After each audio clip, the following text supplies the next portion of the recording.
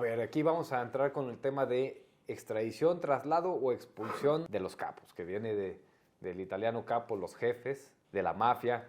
Ese avión está muy narizón, güey. Pues lo puse por mí. Lo puse por mí. El No, tema pero es... ese tiene nariz puntiaguda puntiaguda. y tú tienes perfil Sí. griego, güey. Sí, es libanés. Ah, ok. De Libania. Sí. El tema es extradición, traslado o expulsión de capos. Recientemente se suscitó que por presiones políticas del gobierno de Estados Unidos al gobierno de México, para evitar lo que ya pasó, que es la imposición de aranceles, de medidas arancelarias, se les solicitaba que comenzaran a tomar ciertas acciones políticas contra el crimen organizado y que entonces podían evitar esas sanciones económicas México. El tema es que en ese afán de cumplir con los caprichos del gobierno estadounidense y salvar, o medio intentar salvar las políticas públicas de México, pues se están seguramente violando derechos humanos de las personas que trasladaron o que extraditaron o que expulsaron, porque tenemos que ver, la situación es que varios de estas personas tenían ya procesos de extradición, estaban discutiendo si tenían que llevárselos o no, y en el momento en que pasan, que el poder público, político, mete la mano, pues les valió una reverenda chingada y los mandaron. Yo creo que eso es lo más grave, ¿no? Lo que dices al final de lo de la reverenda de esa señora. Porque Reverenda chingada. no, es que imagínense vivir en un estado en el que no tengas nadie que te proteja.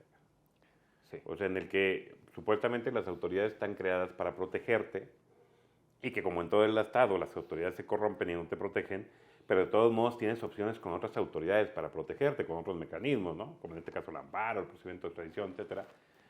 Y que pues de buenas a primeras no sirva para nada. O sea una mera figura decorativa el mecanismo, ¿no? Poesía constitucional. Sí, no sé si poesía, pero... Porque suena bonito, pero no. Sí, claro, sirve. suena bonito el tema de que tengas la escritura, que tengas el proceso, que tengas el derecho y que te pueda proteger, ¿no? Que como dicen, te ampare y te proteja. Poesía constitucional que finalmente se convierte en la intro de Oh Fortuna. Triste y macabro saber que no hay esa parte, ¿no? Personas que, independientemente de lo que se le esté procesando y lo que se le atribuya, siguen siendo personas que tienen derechos. Y que teniendo derechos ya estaban bajo un proceso que los estaba protegiendo. El proceso de extradición en México, regularmente, les platico así, muy sencillo cómo se da, ¿no? El Estado vecino le pide a México que le entregue a ciertas personas, le justifica que tiene investigaciones en contra de esas personas. Se hace a través del área administrativa, Poder Ejecutivo, Relaciones Exteriores y todo ese rollo. Entonces, Relaciones Exteriores lo que hace es pasar esa información a la Fiscalía General de la República y Fiscalía entonces inicia un proceso ante un juez federal.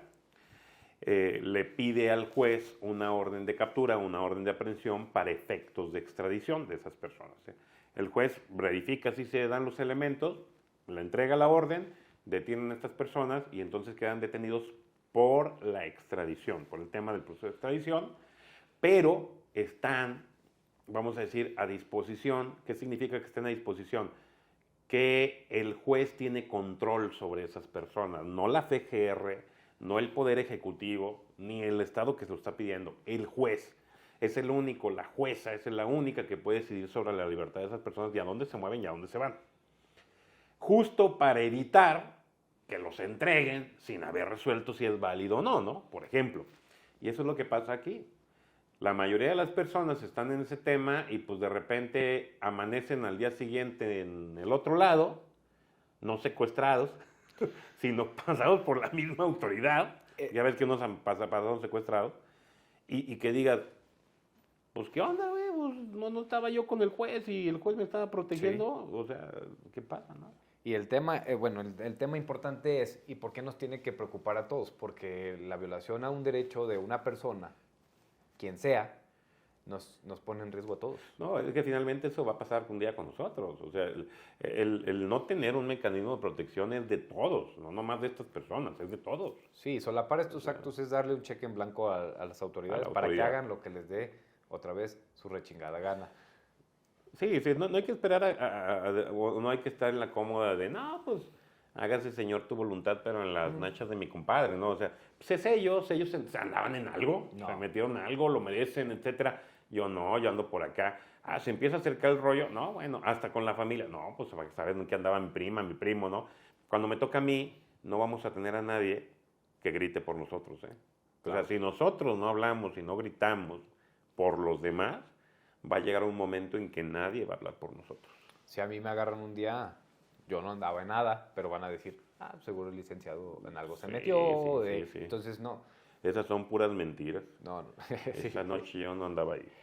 Este caso, en el tema en que sí fue, que queda muy confuso, para mí fueron expulsados del país porque hablaban las autoridades de que fue un tema de seguridad nacional y que pero por sí eso fue una fueron expulsión. expulsados. O sea, de hecho hasta fue un acto prohibido por la Constitución.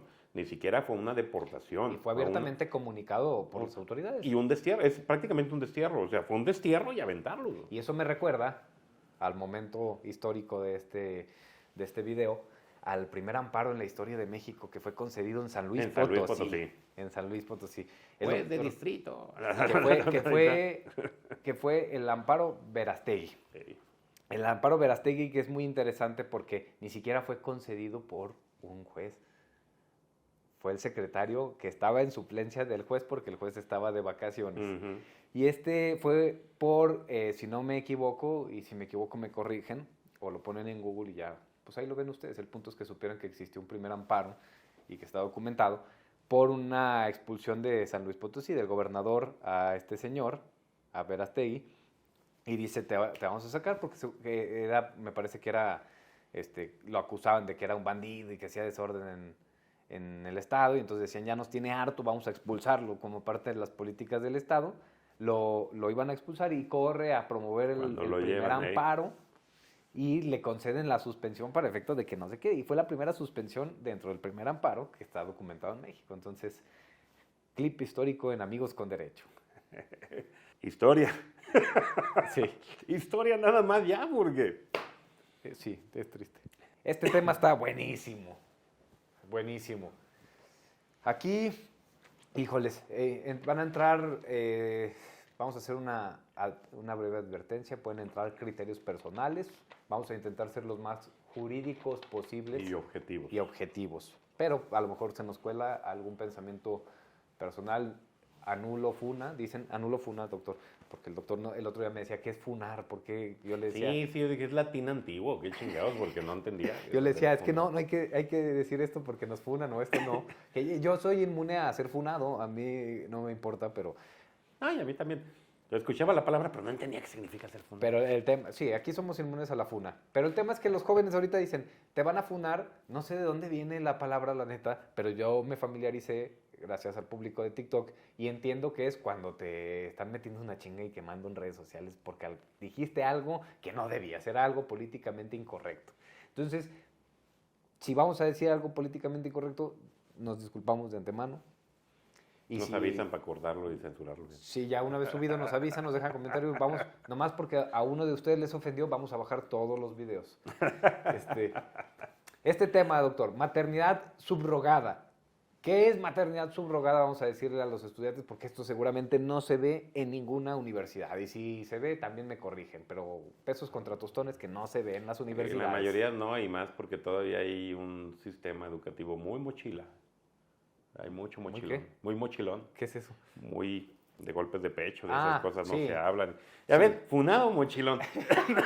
Bueno, es un choque generacional importante. Mochilas, aunque nos veamos mochos. de la misma edad, no somos de la misma edad. No, yo soy más joven. Sí.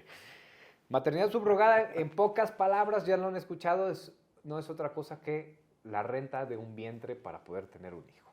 Es muy común ver familias que tienen complicaciones para tener hijos de manera biológica y buscan alternativas para poder tener familia, para poder generar esta identidad de paternidad y maternidad. Y entonces hay películas, ya hay temas en medios de comunicación y todo, que hablan sobre personas que llegan y le pagan a otra y le dicen, oye, mi mujer no puede tener hijos, te pago para que tú seas la Sí, la que haga el proceso de la gestación. La gestación, sí, gracias. Sí, o sea, lo que dice Manene es, no es que te pago para yo tener relaciones sexuales contigo porque mi esposa no puede. Claro. Digo, si logran ustedes ese contrato No de va tal, por les digo ese que es lado. premio doble. Es el hecho de que, bueno, ya acudiste con especialistas que te ayudaron a fecundar el óvulo de tu pareja con tu esperma, ya está fecundado, pero necesitas implantarlo. Y entonces es el contrato, el que alguien que sí tenga esa posibilidad física y biológica de que se implante y lo pueda gestar por ti. Entonces buscas a una persona que sea la que va a llevar el producto del contrato, que es el bebé, y entonces ahí se materializa el trato. Aquí el tema es, o la gran complicación jurídica, doctor Eloyin, ¿realmente hay una regulación ahorita en México? ¿Qué pasaría si, obviamente estoy preguntando porque les vamos a responder, ¿verdad? ¿Qué pasaría si se celebra ese contrato, si se incumple? ¿Qué criterios debemos de seguir? ¿Tiene que ir de una pareja que va a buscar hacer este contrato a un abogado para que pueda hacerles un contrato sobre maternidad subrogada? En México estamos en pañales, pero no hay prohibición para hacer ese contrato. ¿Y todo lo que no está prohibido? No está permitido. O sea, finalmente, por ejemplo, incluso hasta penalmente existe el castigar al que haga ese tipo de trabajo sin el consentimiento, lo cual que significa que con consentimiento, como cualquier contrato, no habría problema. Entonces, por eso no está prohibido como tal. No tenemos como capítulos en los códigos civiles específicos de maternidad subrogada y que vengan todas las cláusulas. Deberíamos. Deberíamos, yo creo que sí. Debería de haber por lo menos algunos lineamientos esenciales, sobre todo para garantizar dignidad, garantizar pues también el cumplimiento del contrato, etcétera, etcétera. Pero puede hacerse, o sea, puede realizarse. Y sí, lo más conveniente es que sea pues asesorado por un abogado o abogada, por esa parte. Tip para los diputados ahora, para el Poder Legislativo, este es un tema muy importante que se tiene que legislar. Aquí hay una idea clave en torno a la maternidad subrogada y es de lo poco que podemos hablar que se ha llegado a sentar en criterios en México. Establecieron que hay algo que se llama voluntad procreacional, que es lo que define realmente la naturaleza de este contrato y que define en todo caso de ir a un juicio, porque la pregunta más común sería, a ver, yo tengo mi pareja, no podemos tener un hijo, vamos con una mujer que dice que ella accede a hacer este contrato de maternidad subrogada, de renta de vientres, y entonces le digo, por favor, vamos a hacerlo todo, ponemos nosotros el laboratorio y todo, ¿cuánto nos cobras por el embarazo? Oye, que te cobro 100,000 pesos. Perfecto, cerrado. Entonces, ¿qué pasa si la mujer que está desarrollando el embarazo se arrepiente, se encariña, porque puede ser un tema que luego biológicamente Finalmente, empieza a de sentir manera cariño, biológica y emocional hay cambios, sí, eso. y Sí, entonces es una dice, realidad. ¿sabes qué? Yo me rajo, ya no quiero darte el bebé porque es mi bebé. Justo esos son los temas que deberían estar regulados con más claridad.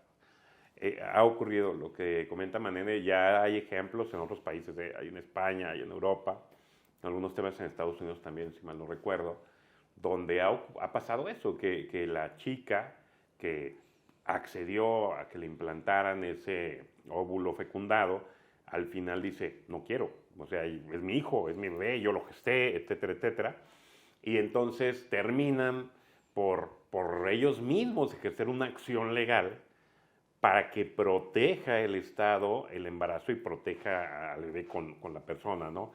Hasta ahora, la mayoría de los asuntos se han resuelto dándole la razón a los papás biológicos, a los papás como tal, por la cuestión contractual, o sea, porque justo es uno de los puntos que en los contratos se establece, que no podrás invocar o no podrás alegar cuestiones emocionales, cuestiones biológicas, cuestiones propias. O sea, los papás biológicos ¿no? serían la mamá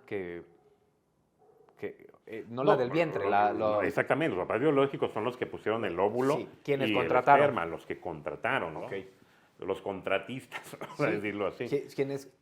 Quienes tenían, por eso es la frase, voluntad procreacional, quienes demostraron desde el inicio tener esa intención de ser papás, porque quien puso el vientre no tenía intención de ser mamá. No, y además, vuelvo al tema, no tiene derecho porque el derecho obviamente parte también de la cuestión genética y nada tiene que ver con sus genes.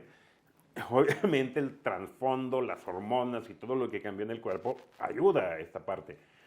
Pero por eso hice el ejemplo al principio que se escuchó justo. No es que se tome el esperma del hombre con el óvulo de la mujer que lo va a gestar, porque entonces ahí sí tendría su derecho, su hijo. Claro. Estamos hablando de completamente un óvulo fecundado de manera independiente y total esta persona, y es lo que ha generado los conflictos y que los tribunales resuelvan que quienes tienen esa voluntad procreacional, que son papá y mamá realmente, son los que tienen derecho a tener el menor. No se meten a ondas, por ejemplo, de interés superior del menor. Primero, porque estamos todavía en un embarazo, ¿no? Segundo, pues el interés superior del menor es su identidad de sus padres, y ella no es la madre. Sí. Y de todos modos sería por ese lado, o sea, llegaría hacia ese punto, ¿no? Entonces, la recomendación en temas de maternidad subrogada es que ante la ausencia de una regulación, nos tenemos que regir por las disposiciones comunes de los códigos civiles. Y ante eso sería como cualquier contrato, por feo que suene, como Sí. cualquier contrato, y entonces nos basamos en principios generales del derecho y tendríamos que hablar de que lo mejor que sería para las personas que van a hacer esto es sí asesorarse con profesionales del derecho, no con ChatGPT, sino con profesionales del derecho, hacer un contrato en el que se establezca los términos generales de la maternidad subrogada. Sería un contrato también raro, porque no se ven todos los días. ¿Qué consecuencias podría tener el incumplimiento del contrato? También tendríamos que ver eso, tendrían que establecerse. No, hasta cláusulas, por ejemplo, ¿se puede interrumpir el contrato? Claro, cuando la mujer que está embarazada corre en riesgo su vida, por ejemplo. O sea, si claro, con se la tienen que mamá establecer. es posible, acá también. Digo, pero es un problemón, porque los otros van a decir, no, pues a mí qué me importa usted, yo quiero mi bebé. Sí, por eso tiene que estar bien Entonces, establecido. bien establecido ese tema, los sí, no términos es algo en los que- sencillo, ¿no? en los que se crea este contrato. Y se me fue el pedo. Entonces, ¿algo más que agregar, doctor? No, pues nada, se le fue el pedo. Se me fue el pedo. Y huele. No, se me fue, no me eché. Algo más tenía que comentar yo del tema. Maternidad subrogada. Que el vínculo biológico no es un requisito para el tema de la identidad del menor. No. No es un argumento, mejor dicho, en un tribunal. No podemos decir, es que como viene de mi vientre, entonces es más mi hijo que quienes me contrataron. Que el vínculo biológico es relativo. Precisamente por eso no lo podemos usar en un tribunal. Efectivamente, porque de entrada el vínculo biológico es lo que comentamos, es con el papá y la mamá que pusieron su óvulo y su esperma. Porque acá el vínculo biológico es la implantación, y obviamente que en la implantación se crea el cordón umbilical y viene la alimentación y todo ese tipo de cosas. O sea, no sé si eso se pueda considerar Hasta algún un doctor nos vínculo puede biológico. decir. Pero Eso igual es. por eso jurídicamente fue excluida la idea de que ese no es un argumento. No Es podemos creo- decir que un creo vínculo... que ahí más bien es un vínculo anatómico. O sea, si hay carne, obviamente. Bueno, es hay que tema, entran ¿no? temas biológicos de ambas partes. La Sí, mamá sí, que sí. pone el vientre y también del papá que Pero está... biológico, como se ha manejado vínculo biológico, no es el simplemente del vientre, o sea, es biológico con el hecho de la cuestión del origen y la genética. En ese contexto, por eso digo, acá no está ese origen. Claro que hay un vínculo carnal al momento en que se implanta y pues obviamente ella empieza a generar la alimentación del bebé. Claro. Entonces, en ese contexto, por eso digo, también esa parte que quede muy claro que se refiere a ese vínculo biológico, pero de identidad, de origen, no tanto de pues, dónde estoy. Digo, no, iba a decir algo, pero no. Puede ser una tontería. Dígalo, por favor. No. ¿No?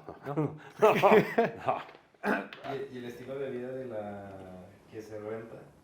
También tiene que ser un elemento, porque tienen que ponerse en el contrato que la mamá, bueno, no la mamá, chingado, quien renta el vientre, la persona que renta el vientre, pues se tendría que comprometer en La el contrato. subrogante. La subrogante, la madre subrogante. La madre subrogante. Tendría que firmar un contrato en el que digan pues, que no va a ingerir bebidas alcohólicas, Que no tiene droga, problemas médicos, que, o sea, todo eso etcétera, debe etcétera. estar previo, ¿no?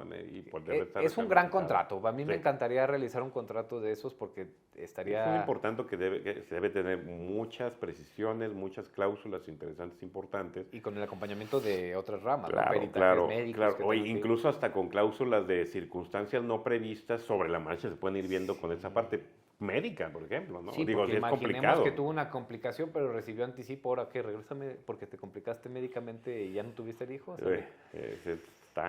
Está cabrón. Entonces, por eso, la clave, se las resumimos otra vez en un contrato de maternidad subrogada, la la clave agarraron. está en la voluntad de ser papás, que jurídicamente es voluntad procreacional.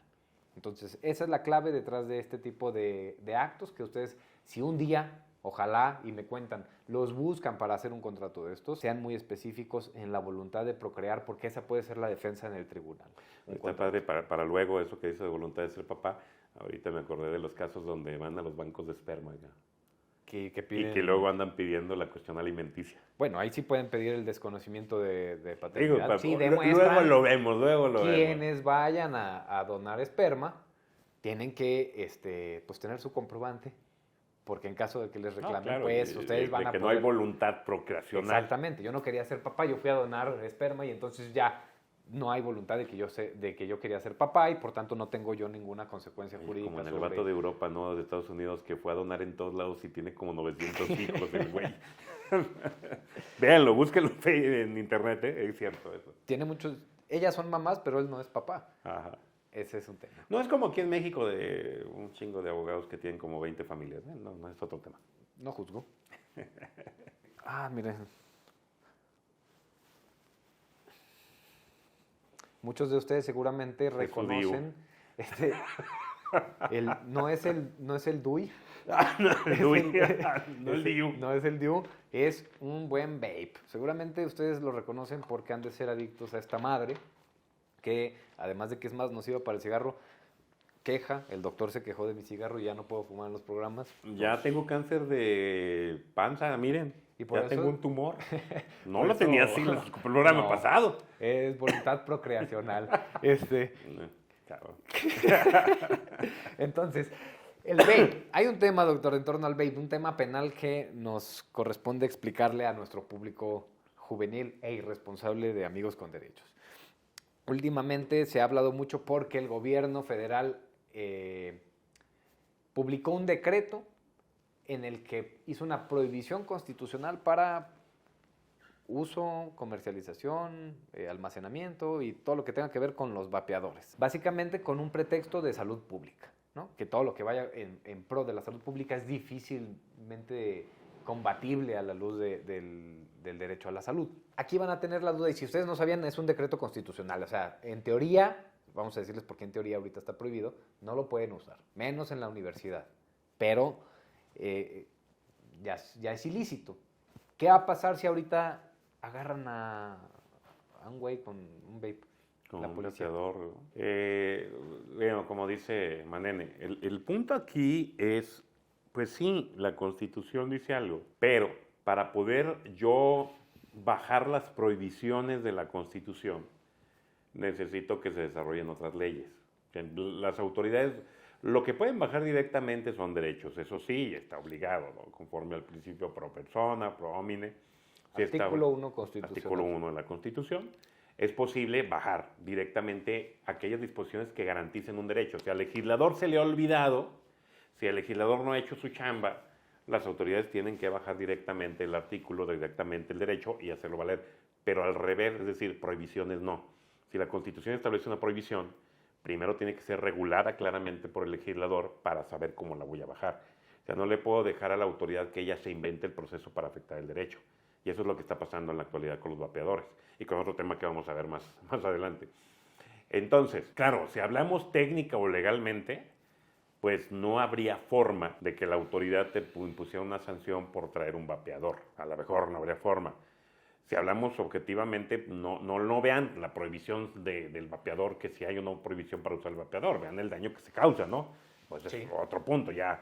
Obviamente es libre desarrollo de personalidad y si ustedes quieren dañarse y echarse a perder, pues es su bronca. Pero sí, o sea, jurídicamente tenemos ese vacío en la actualidad. O sea, definimos para más adelante que se va a usar este tema, es una herramienta que será más útil. Libre desarrollo de la personalidad es casi igual a haz lo que tu chinga gana te dé. Mientras no afectes a otro. Haz lo que tu Eso. chingada gana te dé mientras no afectes a otro. Así como Libre hace el desarrollo bien. de la personalidad. Es como si hace el bien sin mirar a quién, hace el mal, pero nomás para ti. Es algo similar, ¿no? Efectivamente, el libre desarrollo de personalidad es que tú tienes un derecho a poder establecer un plan de vida como te dé tu gana, de acuerdo a tu visión, intereses y demás, siempre y cuando no afectes a otro. Es que yo quiero mi plan de vida atropellando gente. No, o sea, no va por ese tema. ¿Usted quiere su plan de vida metiéndose vapeadores y otro tipo de cosas? métase lo que usted quiera. ¿Se acuerdan del contrato de Christian Grey del otro día? Por donde ustedes quieran. Por donde ustedes quieran, métanse lo que ustedes quieran, pero no afecten a otros. Entonces, aquí el punto es ese. A lo mejor ahorita la autoridad no puede, entre comillas, hacer algo. Si lo hace sería sin base jurídica, y obviamente pues, hay mecanismos para ello. Pero también creo que podríamos discutir, aunque eso va un poco más de la mano con el otro tema, justo la cuestión del libre desarrollo de personalidad, hasta dónde la autoridad puede llegar a esos extremos. A ver, ejemplo práctico de los límites del libre desarrollo de la personalidad. Yo traería mi cigarrito ahorita bien a gusto y estaría platicando a toda madre, pero con mi cigarrito afectaba al doctor. Y entonces me dijo, no, cabrón, me partes la madre con tu cigarro. Y llegó a la casa oliendo a abogado. A perfume de otro hogar y ya me anda. Llegó oliendo a abogado postulante y está de la chingada, entonces ya no fumes. Entonces tuve que respetar yo el derecho a la salud y a la paz en su casa. Fumó antes del programa y fumó aquí enfrente, le valió madre. Pero no en el programa. Y acuérdense que si no hay pruebas, no pasó. Entonces, ese es un ejemplo práctico. Carlitos y yo somos testigos. Había cámaras y Y no funcionaron hoy. no funcionaron. Entonces, el tema es, los temas políticos están influyendo en la prohibición de los vapes, seguramente. ¿Por qué? Porque yo no le veo gran diferencia al daño que nos puede hacer el tabaco. Así es. O sea, un cigarrito es igual de dañino que un puro o que un churro de marihuana. Sí, pero el vape sí hay supuestamente estudios que causan mayor daño. Sí, traen otros químicos, ¿verdad? Pero si estás permitiendo que te cause daño el cigarro y que te cause cáncer, güey. O sea, ¿por qué es posible que el cigarro, el tabaco normal, sí permita, sabiendo que igual le va a dar cáncer o algún tema de garganta, etcétera, etcétera, pero el vape no, que porque causa más daño? Entonces lo que estás haciendo es regular el tiempo de vida, güey. O sea, ¿no quieres que se te vayan tan rápido los obreros? ¿No quieres que se te vayan tan rápido los que pagan impuestos o los súbditos? Porque con el vape se te van más rápido. O sea, no es congruente. Sí, el pedo No es que sí congruente estaban el tema. chidos, o sea, sí tenían saborcitos chidos. Este es chill mentol, o sea, sí estaba chido el tema, pero Chile y mentolado, además, ¿eh? Imagínense el sabor. Chill y mentol, chill, es de chill. Ah, Este, chill, no chile. no, pero chile. es que mi inglés está No, anticuado. El que hambre tiene. En chile mentolado piensa. Entonces, es un tema político, dicen que es por eso, pero el tema es que hay una ausencia de una sanción. Porque Sí. está en la Constitución, nos dicen, sí está prohibido, pero no nos dicen qué nos van a hacer si traemos o fumamos un vape o lo vendemos. Entonces, aquí vamos a ponernos muy exquisitos y vámonos a nula pena Sin ley. sin la ley. Si no hay ley que establezca cómo aplicar y qué aplicar, no es posible. Es lo que pasaba justo con la pena de muerte. En México tuvimos mucho tiempo, todavía hasta el 2008, si mal no recuerdo, o antes, no recuerdo ya. Teníamos la pena de muerte en la Constitución, pero no había ningún código que la regulara, entonces no se aplicaba. No se podía aplicar. Principios generales principios generales del derecho, nula pena sin la ley. No nula pene, nula pena sin la ley. Búsquenlo. Y eso es para toda la vida si son abogados. Y el pene, acuérdense que es una pasta italiana. Sí, sí.